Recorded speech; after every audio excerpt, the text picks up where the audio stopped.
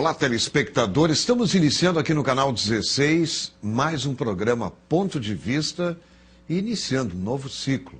Então, quero desejar a você, telespectador, aqui de Porto Alegre, Grande Porto Alegre, no interior do Rio Grande do Sul, 2012, com muita energia positiva, que você consiga realizar as suas metas, os seus sonhos, enfim, em 2012. No programa de hoje eu tenho o prazer de estar recebendo uma das pessoas que eu considero um dos homens mais, um intelectual, um homem que tem contribuído e muito no processo político, sem mandato, mas tem dedicado praticamente a sua vida para nós melhorarmos no campo social, econômico, político, com as suas teses, com as suas posturas, enfim, e que é o escritor e arquiteto Percival Pugina.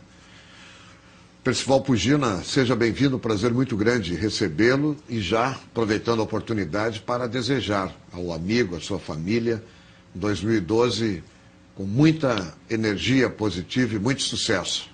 Olha, este país é tão encantador, tão sedutor e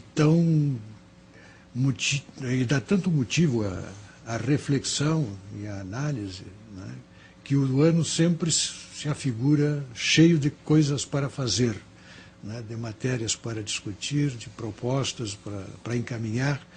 Então, eu tenho certeza que será para ti, como comunicador destacado da imprensa gaúcha, não é um ano de muita atividade, de muita riqueza. E tu dás uma contribuição importante para a comunicação social do Estado.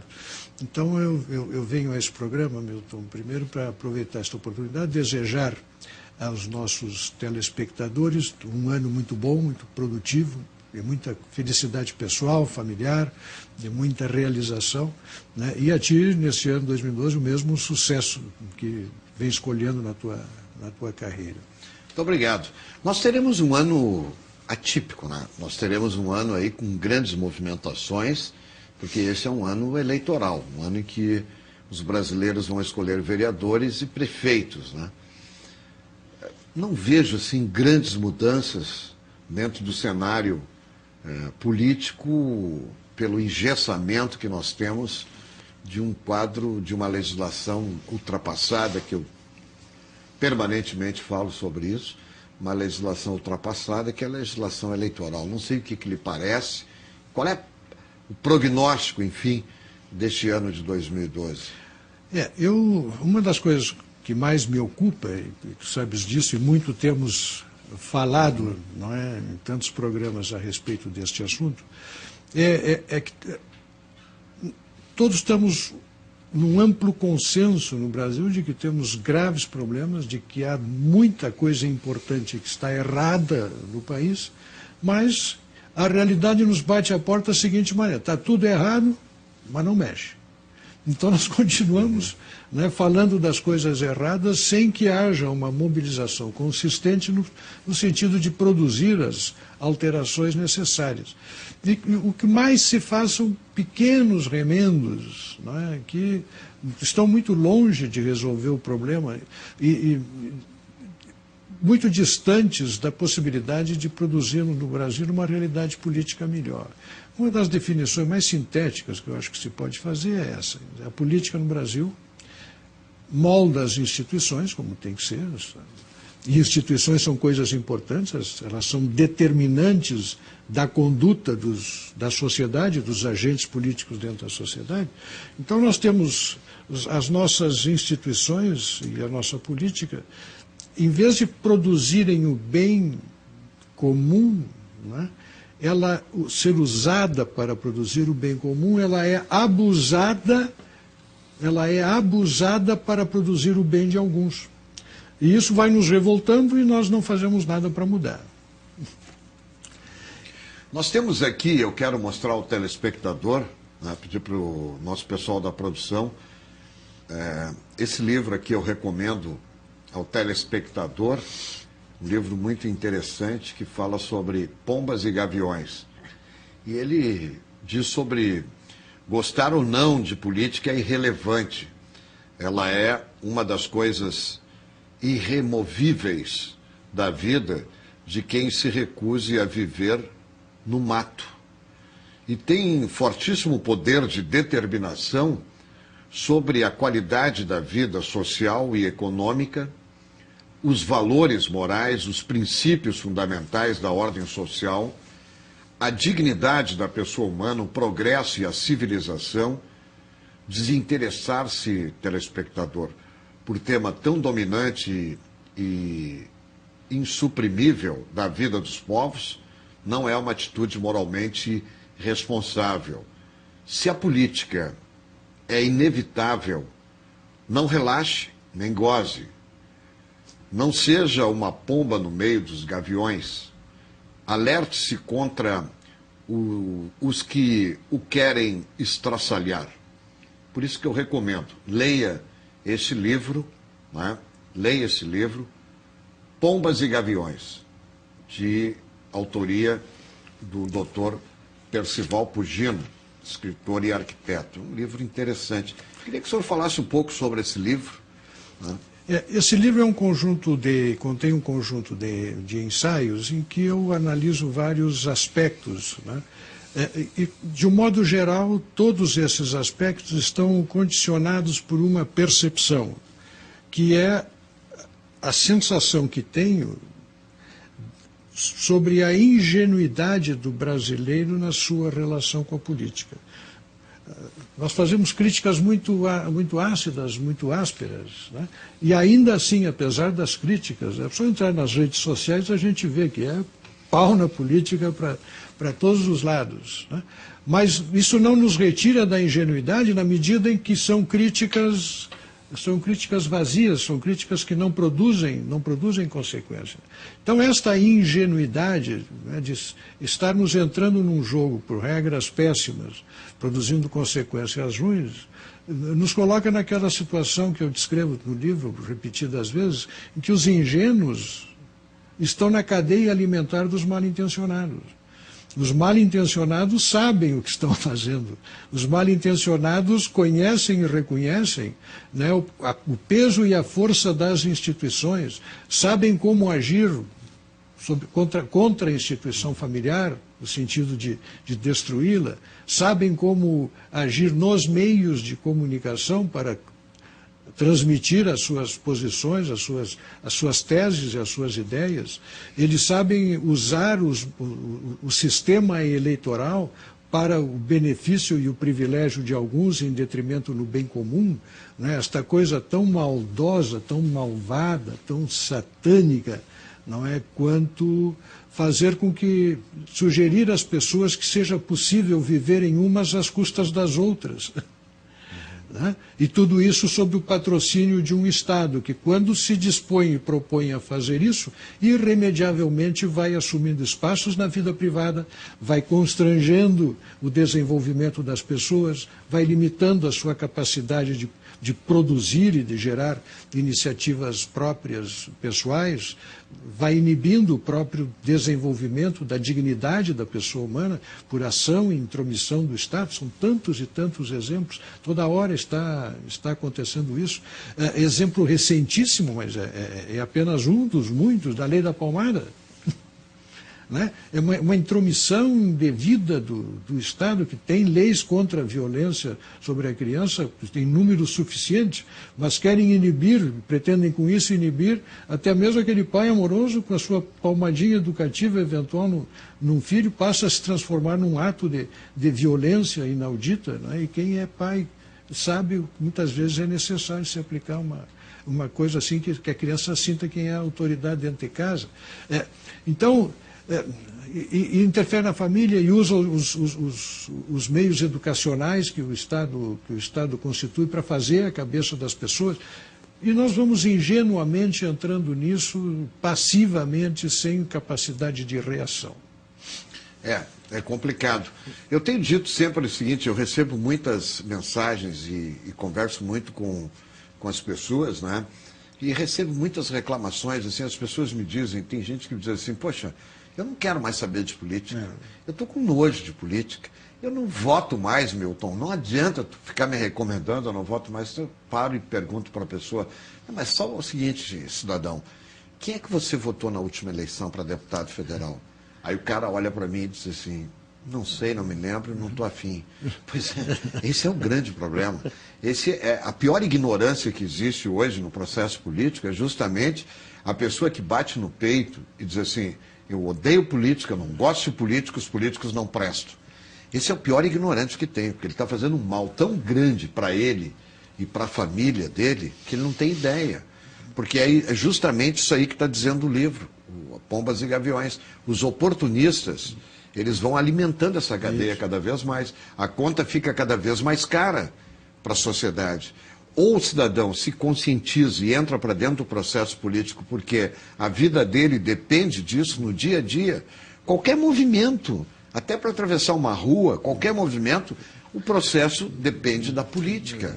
Então, se as pessoas não se aperceberem disso e não entrarem dentro do processo político, e aí eu faço uma observação, quem diz que a política dá náuseas, política não presta, enfim, então está completamente equivocado, porque tem muita gente boa dentro da política. E é fácil fortalecer os bons nomes e botar para fora os péssimos, os que não prestam. Eu acho que o caminho é por aí. Né? Porque não adianta, desculpa, o cidadão falar, olha, eu não gosto de política, eu detesto política, eu não quero saber de política. Pô, mas tu votou em quem? Não sei. Eu votei por votar. O sujeito que vota em qualquer um, né, provavelmente está elegendo alguém capaz de fazer qualquer coisa. Votar em qualquer um é votar em alguém. Qualquer um é o tipo do cara que faz qualquer coisa.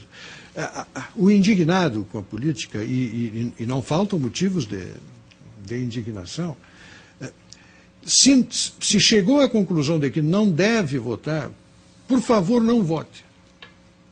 Você é obrigado, com a nossa legislação o obriga a comparecer. Não o obriga a votar, o obriga a comparecer ao local de votação. Então você compareça lá e não vote. Agora, o melhor uso que você pode fazer da sua indignação é votar em alguém que você considere capaz e competente de expressar esse seu desejo de mudança. Olha, se o nosso telespectador, se o senhor que está em casa e a senhora que estão assistindo este programa, né, não gostam de política, eu vou lhes fazer uma confidência. Dessa política que o senhor e a senhora não gostam, eu também não gosto. Ela não é gostável. Né? Tem tanta coisa errada que é difícil gostar. Agora, a política como instituição da democracia para produzir o bem dos povos, ela é uma coisa importante e pode ser algo nobilíssimo, contanto que agentes políticos bem escolhidos, em instituições bem modeladas, se articulem para produzir o bem comum.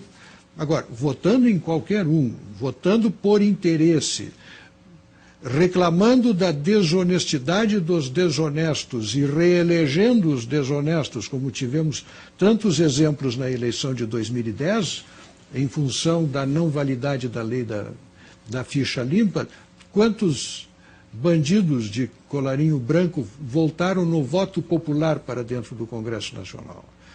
Esse eleitor que vota no sabidamente desonesto produz ao país um dano muito maior do que o desonesto político eleito.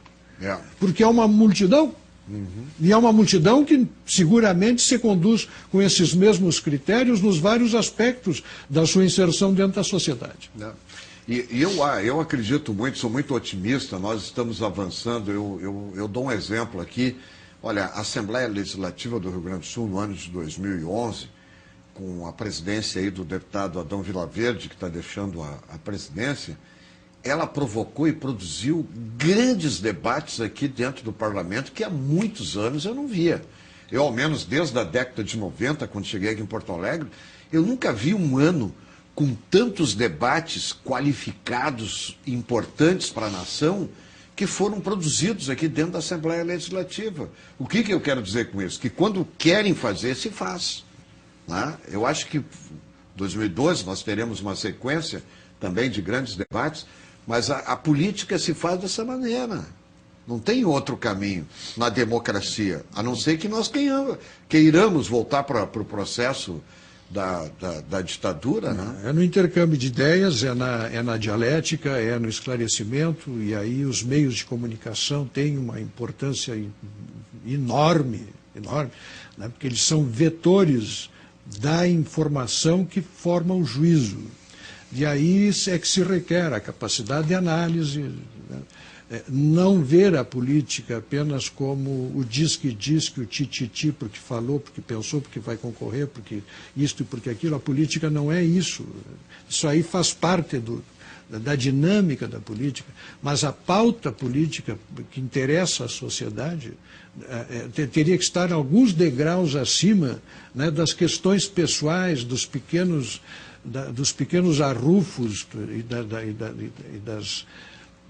das animosidades que muitas vezes são construídas naturalmente e às vezes artificialmente construídas também, no sentido apenas de gerar a polêmica, o debate e fazer disto notícia. Eu acho que a mídia ela tem um papel fundamental, importante, mas ela também, eu faço aqui uma meia-culpa, eu acho que ela passa muito tempo dando tipo assim um balde de água gelada na sociedade, porque ela trabalha muito em cima do sensacionalismo, sempre destacando as coisas negativas e deixa de lado as coisas positivas. Eu acho que tinha que fazer um balanço sobre isso, né? Porque senão é o desalento total que acaba a sociedade, as pessoas lá na ponta. Olha, é só denúncia contra fulano, é corrupção, é enxurrada disso, é aquilo mal feito, são os malfeitos nas prefeituras, nas câmaras municipais, no governo do Estado, na presidência da República, enfim e tal. Aí não dá, né? A mídia tem que fazer um papel importante de denunciar, eu acho que tem. Esse o papel dela. Tem. Mas em contrapartida, ela tem que fazer o contraponto, também mostrar as coisas positivas. Né? A mídia não existe para apoiar governo, né? É papel da imprensa fazer esta crítica e fazer a fiscalização.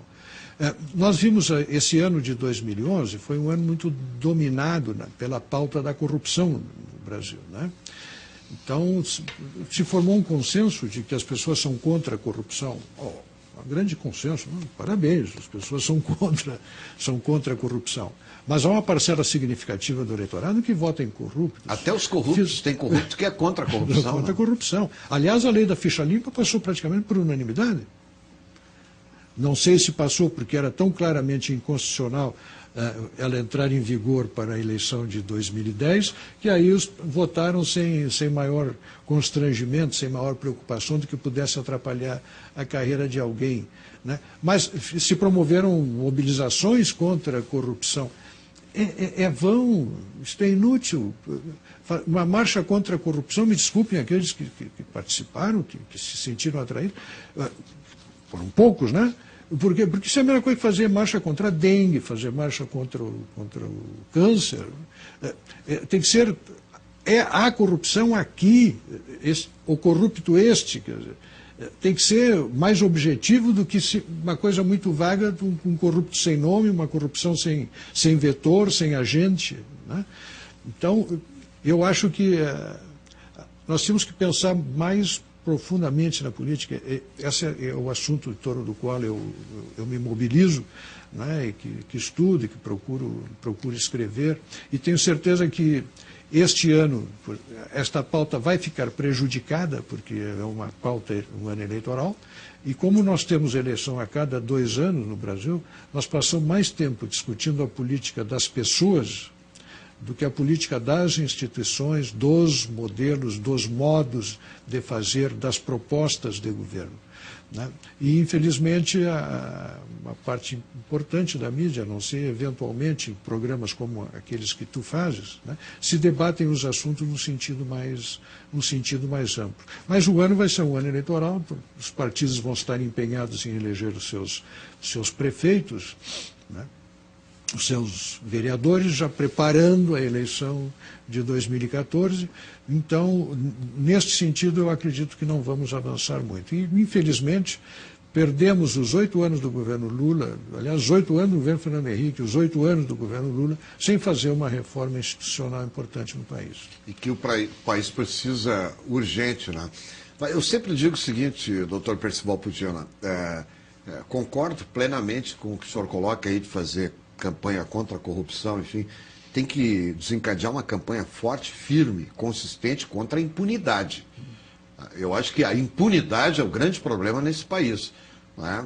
Processos e mais processos que estão engavetados ou nas prateleiras na Suprema Corte contra ministros de Estado, senadores da República, deputados federais, conselheiros de tribunais de contas, quer dizer, e não sai, não acontece absolutamente nada. Essa sensação da impunidade. Eu acho que esse é o grande problema, porque se nós tivermos aí uma legislação firme, forte, em que comecem os corruptos serem realmente condenados e devolver, não é só ser condenado, tem que devolver dinheiro público, eu acho que o país começa a ir para um outro caminho. Né? Há um levantamento da Fiesp que estima o montante dos recursos desviados, vejam bem, quer dizer, o montante dos recursos desviados pela corrupção por ano no Brasil, e em função disso estamos em 63º lugar entre os países mais corruptos do mundo, né? Esse ano parece que caímos ainda um pouco mais, para o 75º lugar, estima em 72 bilhões de reais. Se somares todo o investimento público, mas o conjunto das obras do PAC no ano de 2011 não chega a isso. Quem aponta isso é a Fiesp? A Fiesp. Mas eu gostaria que a Fiesp trouxesse também o nome das empresas e dos empresários corruptores. Corruptor, claro. Que aí a Fiesp não faz. Não, é evidente. Seria interessante que a Fiesp viesse e apontasse, olha, tudo bem, mas aí desses 72 bilhões... Para a classe política ficou tanto. E para o empresariado ficou quanto? E esses aí são aqueles que eu disse no começo da nossa conversa aqui hoje, que são aqueles que usam da política para promover o bem de alguns. E são esses alguns que são exatamente os setores empresariais corruptos e a política corrupta e as corporações empresariais funcionais e o corporativismo da política que promovem esse grande desvio de recursos que acaba faltando dinheiro lá na ponta. Porque, sob o ponto de vista, digamos assim, das contas públicas, o Brasil está hoje, felizmente, numa posição privilegiada. Tornou-se privilegiada essa posição porque nós enfrentamos a dura luta dos anos 90, né, que foi uma luta contra o desequilíbrio fiscal para colocar ordem nas contas do governo. Custou muito caro isso. Isso empobreceu os estados, inclusive. A União passou a ter recursos, houve um aumento da carga tributária no país. Isso custou caro, quer dizer, a falta de recursos nos estados foi um produto desse esforço de acertar as contas nacionais. O Brasil hoje tem o seu endividamento está abaixo de 60% do PIB, que é o teto que foi estabelecido, por exemplo, pela União Europeia para os países da zona do euro. Os países da zona do euro se comprometem, ao entrar para a zona do euro, em manter abaixo de 60%. Todos estouraram. Todos estouraram. Então, estão mais complicados do que nós. Isso nos dá uma posição vantajosa. Né? Mas nós sabemos o quanto nos custam mesmo esses 60%. E bota mais em cima disso a carga da corrupção. É muita grana. E aí, quando o doutor Percival Pudina fala na década de 90, que nós fizemos um sacrifício muito grande, eu não posso esquecer, né, telespectador, de lembrar a grande rolagem da dívida provocada pelo governo Brito com o senhor César Busato, que hoje compromete 13,5% da receita própria líquida do Estado do Rio Grande do Sul para pagamento da dívida. Um verdadeiro absurdo, que na época era apresentada uma proposta de 7% do comprometimento da receita própria líquida, oscilou em 9%, e aí o governo Brito fechou em 13%, que é a conta que os gaúchos pagam hoje, e os demais estados também. E aí, quando se fala em corrupção também, eu pergunto o seguinte, o senhor Antônio Palocci, 20 milhões, ganhou 20 milhões, está bem. Quem contratou, por que contratou, qual foi o resultado dessa contratação? Não aparece. Aparece o Palocci, 20 milhões. Mas eu gostaria, e eu acho que o povo brasileiro gostaria de saber, quem contratou, por que contratou e quais foram os resultados. Isso não vem, né? É uma coisa que a mim me confunde um pouco, né? Saber. Vamos tomar como correto. Quer dizer, foi prestado serviço, bem prestado, né? Um serviço valioso, e foi regiamente pago. Né? Em 2 anos, a empresa de consultoria do Dr. Palocci faturou 20 milhões de reais. Bem mais pobrezinho teria sido a consultoria prestada pelo ministro Pimentel, né? Coisa de 2 milhões de reais em 1 ano e pouco, 2 anos. Mas quem é que fecha uma empresa que faturou em 2 anos 20 milhões e uma outra que faturou em 2 anos 2 milhões de reais para assumir um ministério? Mas vai gostar de servir ao povo, não é, por 25 pila por mês? Né? Isso, para mim, é que me deixa com as orelhas em pé, porque a possibilidade de que alguém crie uma empresa e ganhe dinheiro está tudo muito certo. Mas aí tu fecha, a gente põe os 2 pés para trás perante esse tipo de generosidade, de disponibilidade de servir à pátria. Eu não faria isso, em hipótese alguma, não fecharia uma empresa tão lucrativa, estando tão bem conceituado no mercado de consultoria, né, para assumir um cargo público e ainda ficar exposto à maledicência dos maledicentes. Né? Mas, enfim, são coisas difíceis de entender. Isso aí se confunde muito, né? Muito ruim isso aí, quando se confunde o público com o privado. Eu me lembro de vários casos, por exemplo, o cidadão deixa a presidência do Banco Central. Isso aconteceu com Pedro Malan, com Armínio Fraga, agora com Henrique Meirelles, enfim, com todos. E aí fazem uma maquiagem sobre esse discurso da quarentena, mas imediatamente o cidadão está operando como consultor, como não sei o que, enfim. E ele, obviamente, ele tem informações privilegiadas. O mercado abre às 9 da manhã, ele já às 9 da manhã sabe qual é a taxa que o mercado vai colocar num dia. Quer dizer, é um negócio...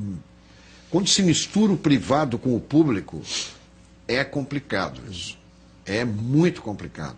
Agora, como corrigir isso? Não sei, mas nós precisamos avançar. Necessariamente com quarentenas maiores. Né? Eu acho que valeria a mesma, inclusive, para quem sai do Poder Judiciário, se aposenta e passa a advogar. Tem mais facilidade que o resto dos colegas exatamente, o caso de ministros e desembargadores. Por falar nisso, né, no judiciário, Brasília, geralmente, no final de ano, surpreende a sociedade, ou é com o executivo aumentando impostos, ou o legislativo, lá o Congresso Nacional, aumentando o salário dos próprios parlamentares, ou com regalias para os servidores, enfim. Mas esse ano de 2011, quem fechou com chave de ouro foi o Poder Judiciário, né?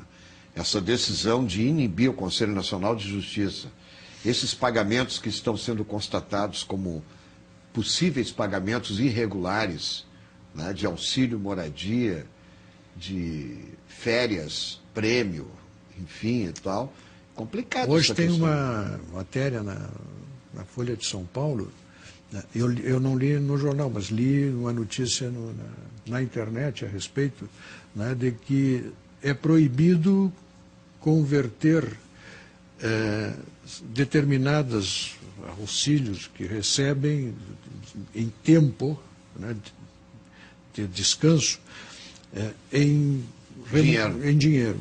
Né?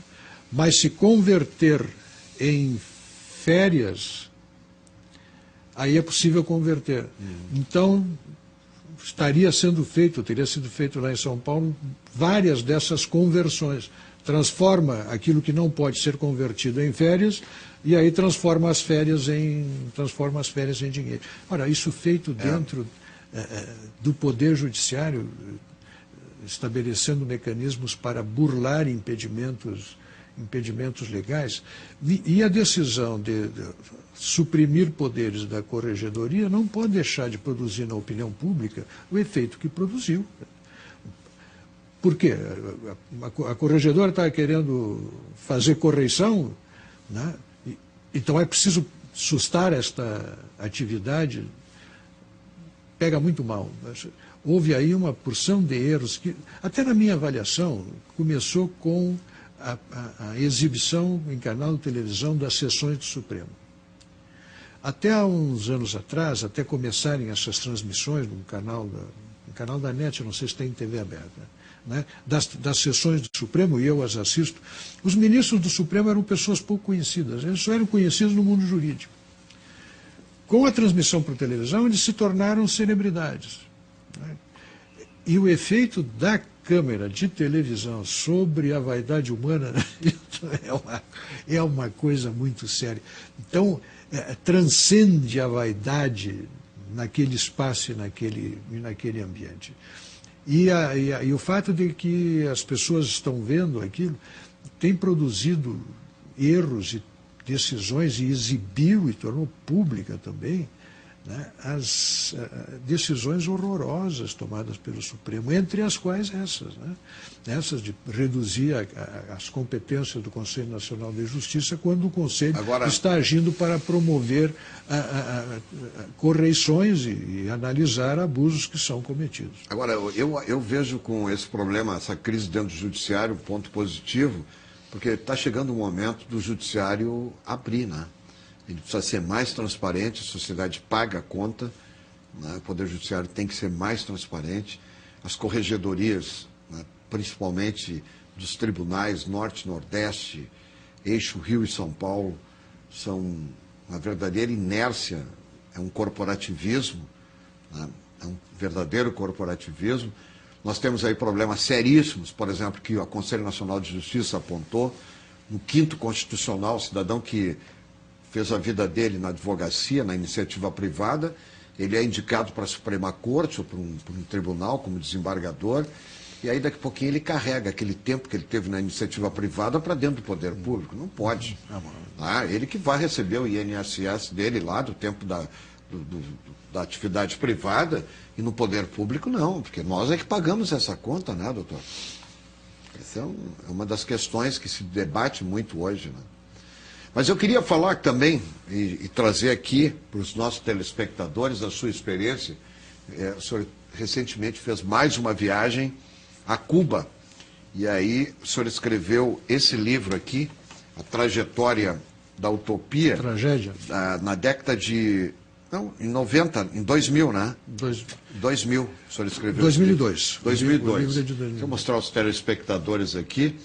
Né? É mais um livro que eu recomendo, também de autoria do arquiteto e escritor Percival Pugina, porque os cubanos têm que pedir licença para entrar e sair, meus amigos, de seu próprio país, e muitas vezes isso não lhes é concedido.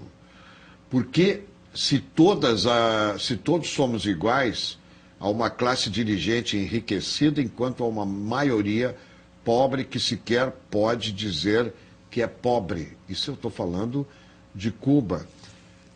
Porque há um apartheid humilhante para os cubanos, proibidos de entrar em muitas praias e instalações turísticas lá de Cuba. Então, tem muitos detalhes aqui. E também da sua recente viagem agora.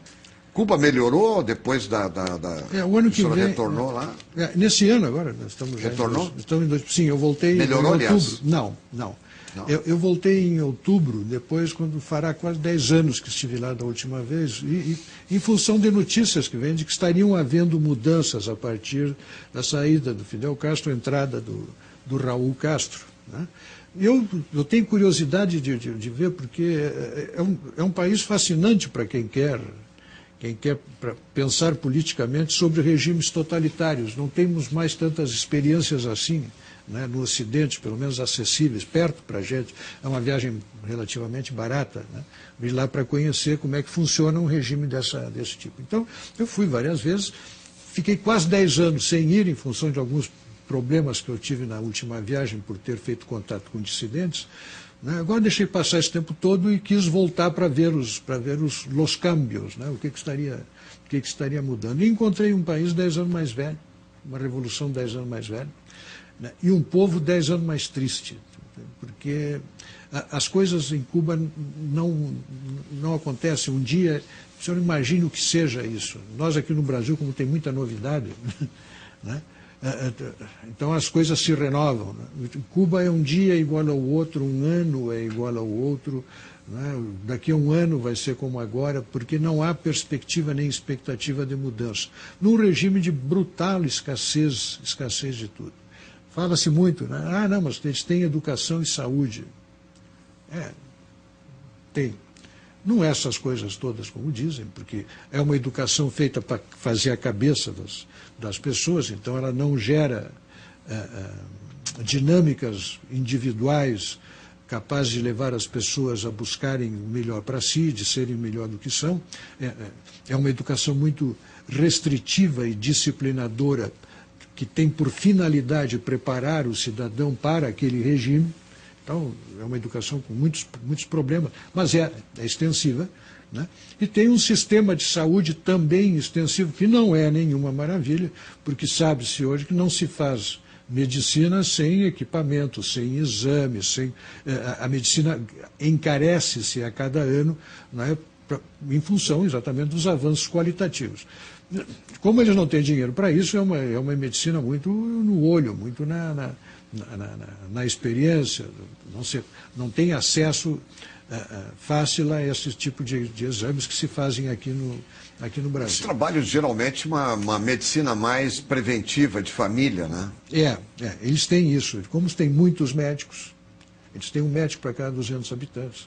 Os médicos param na saída dos hotéis para se oferecer como guia turístico, porque ganham uma miséria e não têm o que fazer.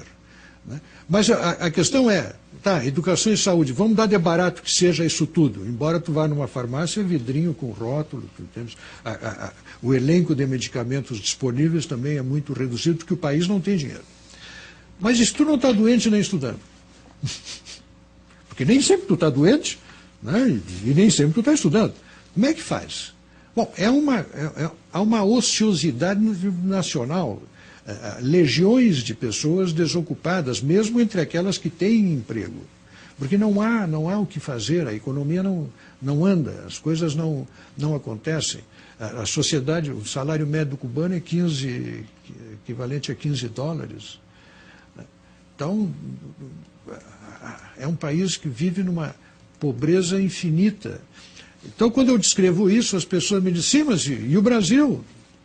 Tem uma coisa, eu nunca imaginei apresentar o Brasil ao mundo como modelo. Isso pode ter sido algum delírio do Lula no ano passado. Mas apresentar o Brasil como modelo de sociedade justa, harmônica, próspera, não dá, estamos longe disso ainda. Agora, cansaram de nos apresentar para nós Cuba como modelo. As pessoas havia toda uma histórica cultura de exaltação ao regime cubano. As nossas autoridades iam para lá, se abraçavam nos ombros do Fidel Castro e soluçavam as suas utopias. Né? 53 anos depois. Mas olha, quando o Fidel Castro chegou ao poder no dia 1º de janeiro de 59, a capital do Brasil está no Rio de Janeiro. Você tem uma ideia de quanto tempo faz que o pobre povo cubano está sob um regime desse, né, com dezenas de milhares de pessoas presas, as pessoas se atirando ao mar para escapar. E não se diga que isto que a Revolução teve dificuldades, não teve dificuldades. Todo o patrimônio estrangeiro do país, todo aquilo um investimento estrangeiro que entrou na ilha durante os anos anteriores à Revolução para produzir as indústrias locais, os setores econômicos produtivos locais, no ano de 59 passou para a mão do governo, de graça. Foi tudo desapropriado, pagaram um pila. Né? E não conseguiram botar aquilo para produzir porque não tinham competência técnica para fazer. E é um regime totalitário, uma sociedade policialesca, né, em que se controla a vida das pessoas na sua intimidade. 2 emissoras de televisão oficiais que só falam bem do governo, 2 jornalecos que são os verdadeiros pasquins, né, que só falam. Nunca o Fidel Castro teve, em 53 anos, ou o Raul agora, o dissabor de pegar o jornal e encontrar uma notícia crítica à sua gestão e à sua administração. Então, não há mudança. O povo, eu senti de 10 anos para cá, o povo está mais triste, mais sujo, que não tem sabão. Não tem sabão porque não tem gordura, e não tem gordura porque os rebanhos animais foram dizimados, se los comeram. Então, o cubano toma banho sem sabonete e lava roupa com água. E agora, então, eles abriram para algumas atividades privadas, que seria um grande avanço. Permitiram que as pessoas... Porque o barbeiro era funcionário público, a manicure era funcionária pública. A gente não consegue nem imaginar, né? Mas era assim, 100%. 100% dos barbeiros. Então, agora, se o sujeito quiser botar uma barbearia, então ele pode pôr uma barbearia. Então, o que se faz? Se vê gente vendendo pedaço de pizza na rua, mas não, isso é muito insuficiente ainda para produzir uma economia que vá para frente. E como é que avalia, como um escritor, um homem estudioso, enfim, também, esse novo caminho aí preocupante com a Coreia do Norte? A Coreia do Norte é uma preocupação para a humanidade inteira, né? Porque aquela dinastia nós temos uma monarquia comunista, um troço nunca antes visto na história, né? Como tem a bomba atômica e passam, pelo menos nas suas manifestações externas, que não são frequentes, não é? Um arroubo belicista, né? Isto produz uma preocupação para a humanidade. Eles têm um exército de 1 milhão de pessoas, um país armado até os dentes. Né? Não se sabe bem para que eles estão se preparando. Mas sempre que um país submetido a um regime não democrático, não é, se militariza excessivamente, se capacita como potência nuclear, né, isto é um motivo de preocupação. Agora, os Estados Unidos, mergulhado numa crise financeira violenta, retira as tropas do Iraque, a Europa mergulhada numa crise financeira. O que nós podemos esperar em 2012, Percival Pugina, nesse contexto? O Brasil não é imune, não vai ficar imune. Não. As crises estão acontecendo aí. Bom, certamente vai haver uma redução de demanda, uma redução de consumo que pode nos afetar. Quer dizer, esta queda, eu tenho dito que esta queda do PIB brasileiro, esta queda no crescimento do PIB brasileiro, que se aproximou de zero no último trimestre do ano passado, né, aconteceu ainda antes de começarmos a ser afetados pela crise da União Europeia e dos Estados Unidos.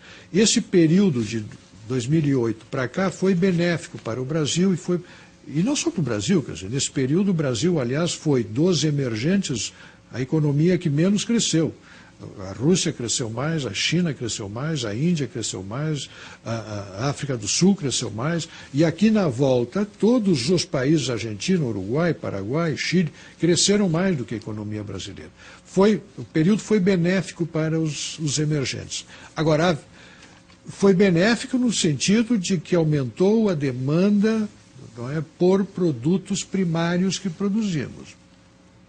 Mas será que essa é a melhor alternativa para o crescimento do PIB brasileiro e para o nosso desenvolvimento social? Pense comigo.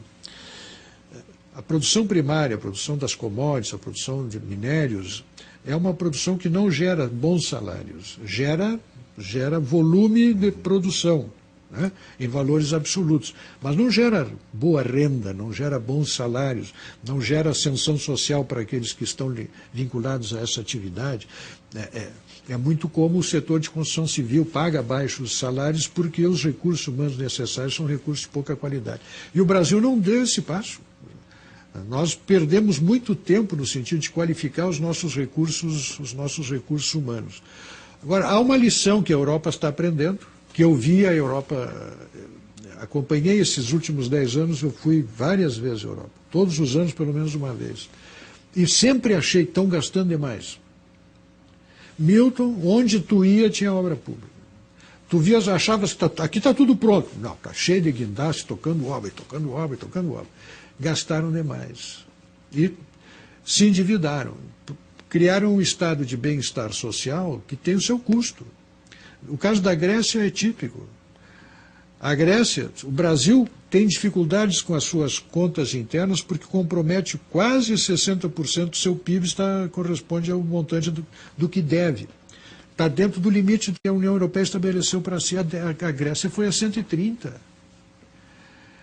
E os gregos acham que para manter o Estado deles com o ritmo de gasto que tem, com os benefícios que concede, etc. e tal, a poupança internacional tem que custear isso para eles, Milton. Mas que obrigação que os investidores internacionais têm de continuar mantendo a Grécia com o seu padrão. Cada país, né, tem que gerir responsavelmente as suas contas. Bom, isso aconteceu na Grécia, um pouquinho menos, mas fortemente na Itália, na Espanha, Portugal e na Irlanda. Se endividaram muito mais do que poderiam pagar. A poupança internacional, os fundos de pensão do mundo inteiro, não tem por que custear isso. Assim, é como na casa da gente, se a gente gastou demais, criou um problema sério. Então, que nos valha isso. Eu assisti uma declaração preocupante do governador Tarso Genro antes de viajar para Cuba, né? Então, uma matéria que está nos jornais, onde ele diz que ele acredita no endividamento positivo. Bom, endividamento positivo, endividamento quase sempre é negativo. Olha aqui, ó, tem mais uma obra do Dr. Percival Pugina, né, mais um livro que eu estou recomendando aqui, As Crônicas do Totalitarismo. Meu Deus do céu, hein? Totalitarismo, Totalitarismo é um negócio tão ruim que eu até tenho dificuldade, às vezes, de pronunciar. E é uma obra interessante também, com vários artigos aqui, né? Que foram escritos. Nós caminhamos aí 2012 e caminhamos para 2014. Aí tem Copa do Mundo, tem Olimpíadas, enfim. Lhe preocupa o ano de 2014, nós termos simultaneamente Copa do Mundo e eleições? Será que nós vamos perder a atenção mais uma vez da conjuntura política? Uma eleição tão importante que é a eleição presidencial, governadores, deputados federais, estaduais, senadores. A eleição presidencial, essas eleições federais maiores, sempre coincidem com a Copa do Mundo. Desta vez se agrava pelo fato de que a Copa do Mundo é aqui, né? Mas sempre há aquela mistura de clima. Quer dizer, a campanha mesmo, para valer, começa a cair na atenção da opinião pública depois da Copa do Mundo, porque até lá estamos pensando na Copa. Os partidos, inclusive, costumam segurar os seus recursos publicitários para essa reta final em função da coincidência de calendário com a Copa do Mundo. O ano de 2014 tem essa frequência quadrienal das nossas eleições, cria a cada 4 anos no país um clima meio de fim de mundo, que nunca se sabe o que vai dar. Se acontece que as pesquisas eleitorais encaminham uma vitória fácil de alguém, é uma coisa, mas se há uma disputa, normalmente sobe o dólar, caem as bolsas, cria-se uma expectativa de um grau muito grande de incerteza. Agora, no Brasil, desculpa lhe interromper, nós estamos sem esse problema, porque não tem oposição, né? Bom, e não tem nome da oposição, né? Nós temos um grau de incerteza que não tivemos nas 2 últimas eleições, né? Teve na primeira do Lula, não teve na segunda e não teve agora, né? Mas pode se reproduzir lá na frente. O senhor tem dúvida? Porque eu vejo um desenho, eu quero dizer o seguinte, eu não sou muito otimista em relação ao nosso horizonte de curto prazo aqui no Brasil. O senhor tem dúvida de 2014 que o presidente da República será reeleito a presidente Dilma ou que será o presidente Lula? Eu não tenho dúvida nenhuma. Porque nós não temos nomes de oposição. Depende da economia. Depende da economia. É o único fator que pode determinar. Eu não estou torcendo contra, vou deixar bem claro, né? Mas eu vislumbro um ano de 2012 complicado. O ano de 2013 é que vai nos permitir avaliar um pouco melhor o que vai ser o ano seguinte. Eu acho que esse ano que vem aí vai ser um ano atrapalhado para a economia mundial. Porque como se criaram milhões de empregos no Brasil, esses milhões de empregos foram criados por circunstâncias internacionais positivas, né? Ou seja, a economia foi bem, porque pegamos um vento favorável às economias dos países emergentes. Mas se quando começar a desempregar, se houver um surto de desemprego, se o gasto público com as despesas da Copa aumentar, né, e isto acabar produzindo inflação, então eu não tenho muita convicção em relação a esse cenário futuro. Fala-se na oposição. A oposição está esmilinguida. A oposição está esmilinguida por uma razão muito simples. Isso tem a ver com totalitarismo. Sempre que tu tens uma concentração muito grande de poderes, isto é antidemocrático. Isto pode se tornar autoritário, isso pode se tornar totalitário. Então é preciso que a sociedade fique atenta. Essa é uma questão grave que nos passa muito batida. Mas saibam, sempre que há concentração muito grande de poder, isso se torna naturalmente autoritário. E para passar do autoritarismo para o totalitarismo é um passo de dedo, é um passinho curto. Ora, a concentração de poderes que hoje se dá em Brasília é uma coisa assustadora para quem, mas isso é histórico, para né? quem pensa... Não, mas nunca foi tanto. O Fernando Henrique foi. O Instituto da Reeleição, com tudo. Então, mas isso é recente. Não era tanto assim. Hoje o governo federal maneja 23% do PIB nacional. Como tem o Instituto da Medida Provisória, ele responde por toda a legislação importante do país. O Congresso vota as porcarias lá, assuntos sem relevância. O Poder Legislativo legisla, ele emite lei e entra em vigor, é quase um decreto-lei, né? O Congresso depois vai homologar ou não. Como tem uma maioria parlamentar arrasadora, homologa, né? O governo comanda uma máquina administrativa cada vez maior, cada vez mais pesada e cada vez mais poderosa, com mais cargos, com mais recursos para atender demandas e solicitações. O governo controla uma base parlamentar numerosa na base das emendas parlamentares e da distribuição de cargos e favores. Então há uma concentração de poder, que no fim é poder da mesma mão. A maioria parlamentar é poder de quem tem o poder. Serve a quem tem o poder, aprova aquilo que o governo quer. O Poder Judiciário é nomeado pelo Presidente da República, né? E ele vem sistematicamente nomeando pessoas alinhadas e afinadas nas mais altas cortes de justiça do país. Os grandes bancos do Brasil são do governo, as grandes contas de publicidade são do governo, os grandes contratos são assinados pelo governo. Quem é que quer ficar longe de um poder desse? Então, o sujeito hoje, para querer aceitar ser oposição no Brasil hoje, é se submeter a pão, água e dificuldades de toda a ordem. Então, a oposição está minguando. Isso é concentração de poder, isso é autoritarismo, leva ao autoritarismo e estamos a um passo do totalitarismo. Olha, lamentavelmente, nosso tempo está chegando ao final. Mas assim, 52 minutos, já estourei o tempo, 55 minutos. Vamos ter que marcar uma nova entrevista aí daqui a alguns dias para aprofundar mais essas questões que são importantes. Quero agradecer mais uma vez a sua presença. Sucesso em 2012. Muito obrigado pela presença. Muito obrigado pelo convite, meu. Pode contar comigo. Bom trabalho, um bom ano para ti e para os nossos telespectadores. Muito obrigado. Conversei com o escritor e arquiteto Percival Pugino. Ver o programa como é bom, o tempo voa. Passou rápido. Ponto de Vista fica por aqui, convidando você, telespectador, para que continue ligado conosco no seu canal 16 TV Assembleia. Mais uma vez, desejando um feliz 2012 para vocês nesse primeiro dia, né, 1º de janeiro de 2012. Eu volto com novos entrevistados. Até lá!